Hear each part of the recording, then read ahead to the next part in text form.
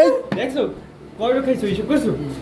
আজকে আমাদের ফাজিল পরীক্ষা শেষ হয়েছে আর আমরা যারা একসাথে হোস্টেলে গিয়ে পরীক্ষা দিছিলাম তো সবাই আজকে চিন্তা করলাম আজকে রাতের খাবারটা আমরা বাইরে গিয়ে খাবো। খেতে গিয়ে কি কি করলাম সবকিছু দেখতে হলে ভিডিওটি কন্টিনিউ করো। আগে থেকে সিলেক্ট করলাম যে আজকে আমরা কি খাবো, এরপর রেডি হয়ে বাজারের উদ্দেশ্যে রওনা করলাম। যেহেতু আমাদের দেবীপুর মাদ্রাসা থেকে সাপা বাজার 5 মিনিটের দূরত্ব, তাই আমরা চিন্তা করলাম আজকে আমরা হেঁটেই যাবো। হাঁটতে হাঁটতে আমরা বাজারে চলে আসছি। আজকে আমরা গ্রিল এবং নান রুটি খাবো আর সেটা খাওয়ার জন্য আসলাম এই রেস্টুরেন্টে। আসার পরে দেখতেছি তারা দুইজন লোক এখানে কাজ করতেছে এবং তারা খুবই ব্যস্ত আছে। আমরা যেহেতু সংখ্যায় বেশি ছিলাম আমাদের জিনিসগুলো রেডি হইতে একটু সময় লাগছিল, তো আমরা অনেকক্ষণ ওয়েট করার পরে ফাইনালি আমাদের সামনে খাবার দেওয়া হলো। আমরা এক একজনে 2টা করে নান রুটি নিয়েছিলাম, কিন্তু আমি একটা খাওয়ার পরে আর খেতে পারি নাই। এরকম আরো কয়েকজনে একটা একটা করে খেয়েছি, বাকিগুলো আমরা পার্সেল করে নিয়েছিলাম। এর আগেও আমি গ্রিল এবং নান রুটি খেয়েছি, কিন্তু এই গ্রিলটা একটু বেশি শক্ত ছিল, যেটা আমার কাছে ভালো লাগে নাই। যাই হোক, খাওয়া দাওয়ার পরে আবার মাদ্রাসা হোস্টেলে রওনা করছি। যাওয়ার সময় একটা মোজো কিনে নিয়ে গেলাম। হোস্টেলে যাওয়ার পথে আমার একটা ফ্রেন্ড মাথার উপরে একটা পানির পট নিয়ে ট্রাই করতেছে চাকমাদের মতো সেও পারে কিনা। আজকের ভিডিওটি এই পর্যন্তই। ভালো লাগলে লাইক কমেন্ট শেয়ার করে দিবেন, চ্যানেলটি সাবস্ক্রাইব অথবা ফলো করে আমাদের সাথে থাকবেন। আল্লাহ হাফেজ।